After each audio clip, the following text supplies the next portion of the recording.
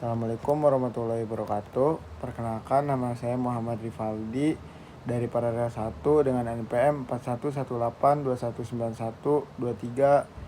41182121230005. Di sini saya ingin memaparkan materi terkait tugas praktikum faal olahraga. Berikut pemaparan materi dari saya. Nah, yang pertama ada sistem muskuloskeletal. Nah, sistem muskuloskeletal adalah sistem yang terdiri dari tulang, otot, sendi, tendon, ligamen, dan jaringan lain yang saling berhubungan. Sistem ini berfungsi untuk pertama, memberikan bentuk pada tubuh, memungkinkan tubuh bergerak, melindungi organ-organ tubuh, menyimpan mineral seperti kalsium, fosfor, dan mineral lainnya. Dan yang terakhir yaitu membantu tubuh untuk bekerja. Nah, sistem muskuloskeletal juga berfungsi sebagai sistem endokrin yang dirangsang oleh olahraga. Sistem ini berinteraksi dengan organ-organ lain dalam tubuh melalui sinyal biokimia. Nah, selanjutnya ada juga gangguan pada sistem muskuloskeletal disebut sebagai gangguan muskuloskeletal. Nah, gangguan ini bisa mengaruhi fungsi otot, sendi, ligamen, tendon, saraf, dan tulang belakang. Penyebabnya bisa beragam. Nah, misalnya yang pertama dari radang sendi atau patah tulang.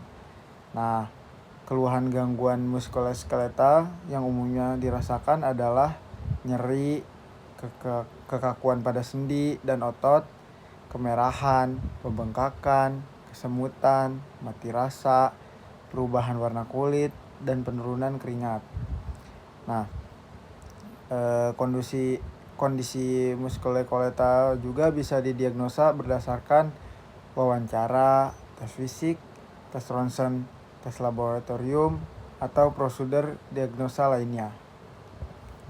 Nah, untuk yang kedua ini ada sistem saraf. Sistem saraf adalah sistem kompleks yang berperan dalam mengatur dan mengkoordinasikan seluruh aktivitas tubuh. Sistem ini memungkinkan Anda untuk melakukan berbagai kegiatan seperti berjalan, berbicara, menelan, bernafas, serta semua aktivitas mental termasuk berpikir, belajar, dan mengingat. Ini juga membantu kalian untuk mengontrol bagaimana tubuh bereaksi dalam keadaan darurat. Nah, sistem saraf Sistem saraf pada manusia terdiri dari otak, sumsum tulang belakang, organ-organ sensorik seperti mata, telinga, dan organ lainnya. Dan semua saraf yang menghubungkan organ-organ tersebut dengan seluruh tubuh. Sistem saraf ini berjalan dengan mengambil informasi melalui berbagai tubuh atau indera tertentu. Memproses informasi tersebut serta mencium reaksi seperti membuat otot Anda bergerak, merasakan sakit atau bernapas. Dalam menjalankan kerjanya, sistem saraf terbagi menjadi dua struktur atau susunan, yaitu yang pertama sistem saraf pusat dan sistem saraf tepi. Sistem saraf pusat terdiri dari otak dan sumsum tulang belakang, sedangkan saraf tepi terdiri dari saraf yang menghubungkan saraf pusat ke seluruh tubuh kalian. Adapun saraf tepi terbagi ke dalam dua susunan besar, yaitu saraf somatik dan otonom. Anatomi saraf terdiri dari yang pertama ada otak, yang kedua sumsum tulang belakang, dan yang ketiga sel saraf atau neuron. Fungsi utama sistem saraf menerima rangsangan. Sistem saraf menerima berbagai rangsangan dari lingkungan sekitar maupun dari dalam tubuh seperti cahaya, suara, sentuhan, suhu, rasa sakit, dan lain-lainnya. Dan yang kedua itu mengirimkan impuls. Rangsangan yang diterima akan diubah menjadi impuls saraf dan dikirimkan ke otak atau sumsum tulang belakang untuk diproses. Nah, yang ketiga itu untuk menganalisis informasi otak. Nah, menganalisis informasi otak dan sumsum tulang belakang akan menganalisis informasi yang diterima dan membuat keputusan. Yang ketiga, memberikan respon. Berdasarkan hasil analisis, sistem saraf akan memberikan perintah kepada organ-organ tubuh untuk melakukan tindakan tertentu seperti menggerakkan otot, mengeluarkan keringat, atau menghasilkan hormon. Selanjutnya yang ketiga ada sistem penciuman. Nah, sistem penciuman adalah bagian dari sistem sensorik kita yang memungkinkan kita untuk mendeteksi dan mengidentifikasikan berbagai macam bau. Meskipun sering dianggap sebagai indera yang sederhana, sistem penciuman memiliki peran yang sangat penting dalam kehidupan kita. Nah, terus bagaimana sistem penciuman bekerja? Nah, yang pertama dari reseptor penciuman. Nah, di dalam hidung kita terdapat jutaan reseptor pencium yang sangat sensitif. Reseptor ini menangkap molekul-molekul bau yang terbawa oleh udara. Nah, yang kedua, saraf olfaktori setelah ditangkap oleh reseptor, sinyal kemudian dikirim melalui saraf olfaktori ke bagian otak yang disebut bulbus olfaktorius.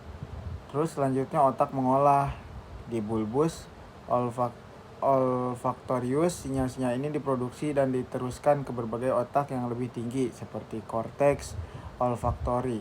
Di sini otak kita menginterpretasikan sinyal-sinyal tersebut sebagai bau yang kita kenal. Selanjutnya ada fungsi sistem penciuman. Yang pertama, identifikasi makanan dan minuman. Kita dapat mengenali makanan dan minuman melalui baunya, yang membantu kita memilih makanan yang segar dan enak. Nah, fungsi juga bisa berfungsi sebagai deteksi bahaya. Bau tertentu dapat menjadi tanda adanya bahaya seperti bau gas bocor atau makanan yang memang basi. Selanjutnya berfungsi juga sebagai memori dan emosi. Bau tertentu dapat memicu ingatan dan emosi yang kuat. Misalnya aroma kue buatan nenek atau ibu dapat mengingatkan kita kepada masa kecil.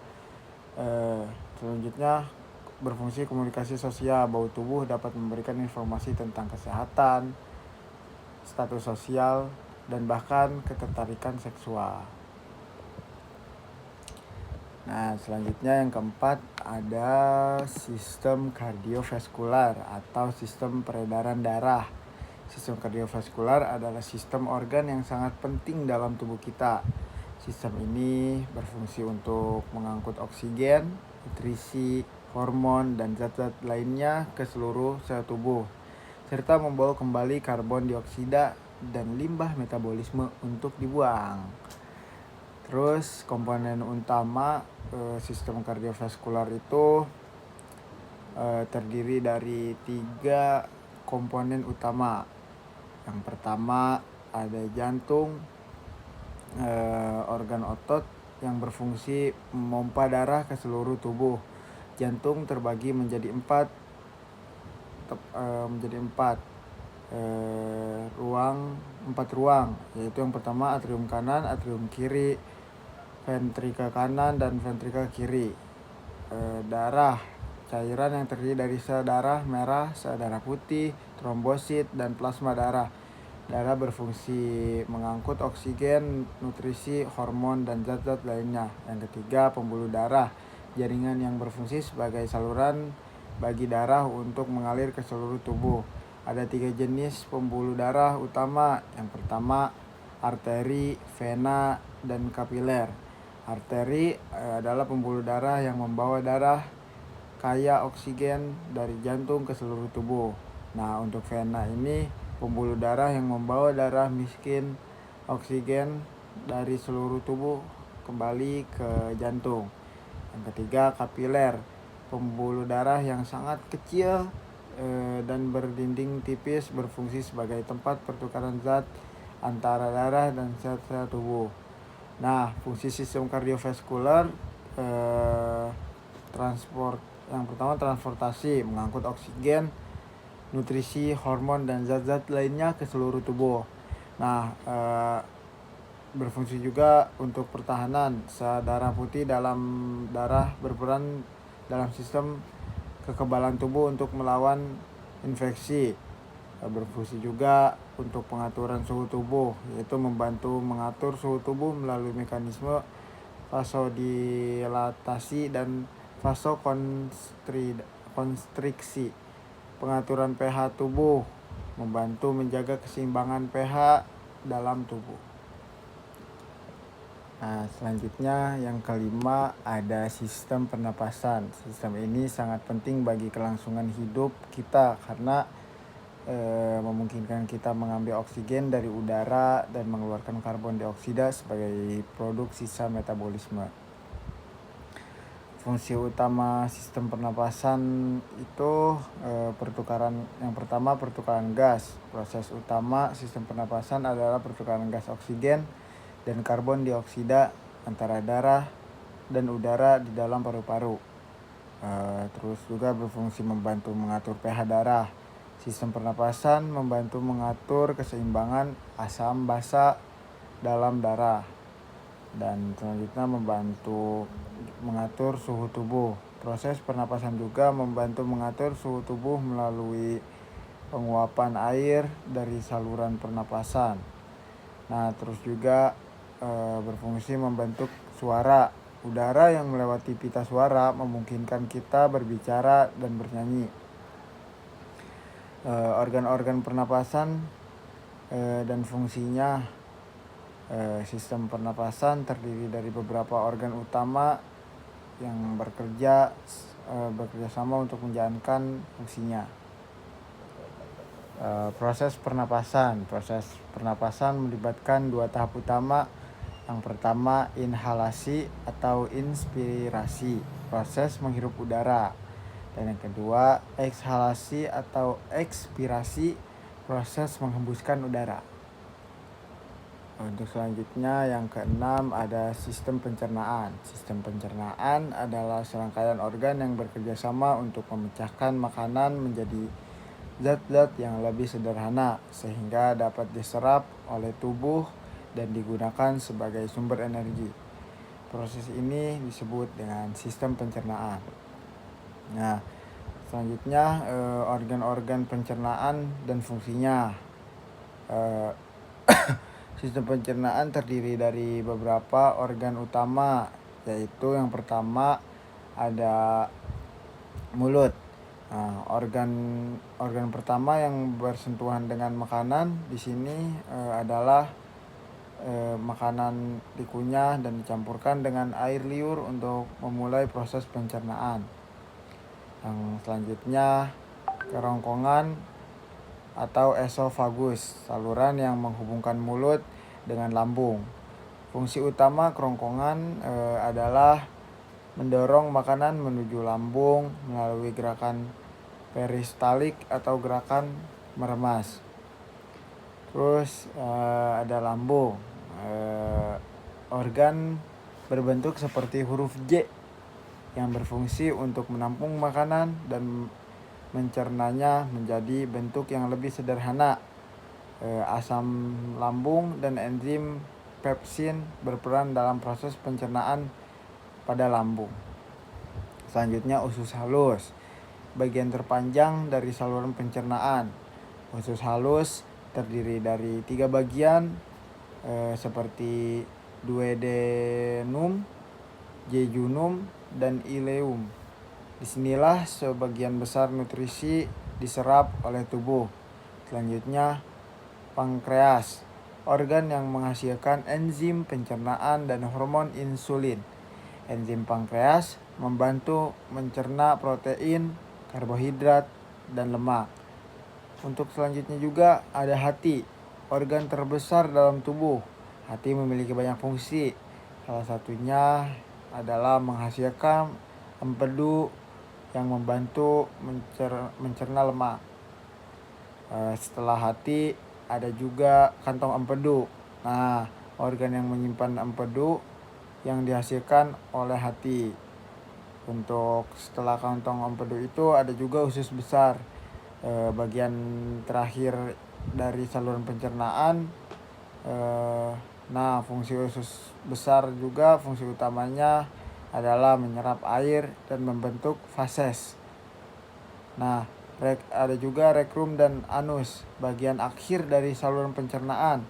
Fases yang terbentuk di usus besar akan disimpan sementara di rektum sebelum dikeluarkan melalui anus. Selanjutnya yang ketujuh ada sistem endokrin. Sistem endokrin adalah sistem organ yang mengatur berbagai fungsi tubuh melalui hormon. Hormon adalah zat kimia yang dihasilkan oleh kelenjar endokrin dan dilepaskan ke dalam aliran darah. Hormon-hormon ini kemudian berinteraksi dengan sel-sel target di seluruh tubuh untuk mengatur berbagai proses seperti pertumbuhan, metabolisme, reproduksi, dan respon terhadap stres. Adapun fungsi sistem endokrin memiliki peran penting dalam mengatur berbagai fungsi tubuh, termasuk yang pertama pertumbuhan dan perkembangan. Hormon pertumbuhan mengatur pertumbuhan dan perkembangan tubuh. Metabolisme hormon tiroid mengatur metabolisme tubuh, yaitu bagaimana tubuh mengubah makanan menjadi energi. Reproduksi, hormon kelamin mengatur siklus menstruasi, kehamilan, dan produksi sperma. Respon terhadap stres, hormon kortisol membantu tubuh beradaptasi terhadap stres. Keseimbangan cairan tubuh, hormon aldosteron mengatur keseimbangan garam dan air dalam tubuh. Selanjutnya kadar gula darah, hormon insulin dan glukagon mengatur kadar gula darah. Selanjutnya yang kedelapan ada sistem imun. Sistem imun adalah sistem perlindungan biologis yang ada dalam tubuh manusia. Sistem imun bertujuan untuk menangkal radikal bebas dan patogen yang menyerang tubuh. Nah, sistem imun juga mengenali dan membunuh zat asing yang berbahaya bagi kesehatan seperti racun, sel kanker, dan jaringan transplantasi. Fungsi sistem imun memiliki beberapa fungsi penting bagi tubuh, antara lain yang pertama berfungsi sistem pertahanan tubuh terhadap penyakit menular dan non-menular. Sistem imun dapat menghancurkan patogen yang masuk ke dalam tubuh sebelum mereka berkembang biak dan menyebabkan infeksi. Sistem imun juga dapat mencegah perkembangan sel kanker yang abnormal dan berpotensi ganas. Yang kedua, berfungsi menjaga keseimbangan homeostatis dalam tubuh. Homeostatis adalah kondisi stabil dari lingkungan internal tubuh yang meliputi suhu, pH, tekanan darah, kadar gula darah, dan lain-lain. Yang ketiga berfungsi untuk mengatur homeostatis dengan mengeluarkan zat-zat kimia yang mempengaruhi aktivitas organ-organ lain. Terus memperbaiki jaringan yang rusak atau mati. Sistem imun dapat merangsang proses penyembuhan luka dengan membentuk bekuan darah, menghasilkan sel-sel baru, dan membersihkan jaringan mati. Sistem imun juga dapat membantu regenerasi jaringan yang hilang atau rusak akibat cedera atau penyakit. Nah, yang terakhir yaitu sistem reproduksi. Sistem reproduksi adalah sistem organ dalam tubuh makhluk hidup yang bertanggung jawab atas proses reproduksi atau perkembangbiakan. Sistem ini memungkinkan organisme untuk menghasilkan keturunan dan melestarikan spesiesnya. Terus fungsi utama sistem reproduksi yaitu pembentukan gamet. Nah, produksi sel kelamin, sperma pada laki-laki dan ovum pada perempuan. Selanjutnya pembuahan atau penggabungan sel sperma dan ovum untuk pembentukan zigot. Terus perkembangan embrio, pertumbuhan dan perkembangan zigot menjadi individu baru. Selanjutnya lahirnya individu baru, proses kelahiran individu baru dari tubuh induk. Terus komponen sistem reproduksi pada manusia sistem reproduksi dibagi menjadi dua jenis. Sistem reproduksi pria terdiri dari testis, epididymis, vas deferens, kelenjar aksesori atau vesicula seminalis, kelenjar protas, dan kelenjar bulboretral dan penis. Sistem reproduksi wanita terdiri dari ovarium, tuba, falopi, uterus, serviks, dan vagina. Proses reproduksi secara umum melibatkan beberapa tahapan, seperti pembentukan gamet melalui proses meiosis. Sel induk menghasilkan sel kelamin dengan jumlah kromosom yang setengah dari sel induk. Lanjutnya pembuahan. Sperma bertemu dengan ovum di tuba falopi dan terjadi penggabungan inti sel. Implantasi. Zigot yang terbentuk akan menempel pada dinding rahim. Selanjutnya perkembangan embrio. Zigot akan berkembang menjadi embrio dan kemudian fetus. Selanjutnya persalinan. Fetus yang telah matang akan dilahirkan melalui proses persalinan. Faktor yang mempengaruhi sistem reproduksi. Pertama, hormon.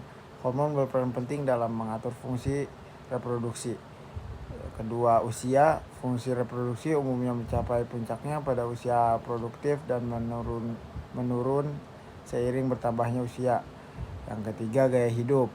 Pola makan, olahraga, dan kebiasaan hidup lainnya dapat mempengaruhi kesehatan reproduksi. Selanjutnya, faktor lingkungan. Paparan zat kimia, radiasi, dan suhu ekstrim dapat mengganggu fungsi reproduksi. Sekian paparan materi yang telah saya sampaikan, kurang lebihnya mohon maaf. Billahi taufiq wal hidayah. Wassalamualaikum warahmatullahi wabarakatuh.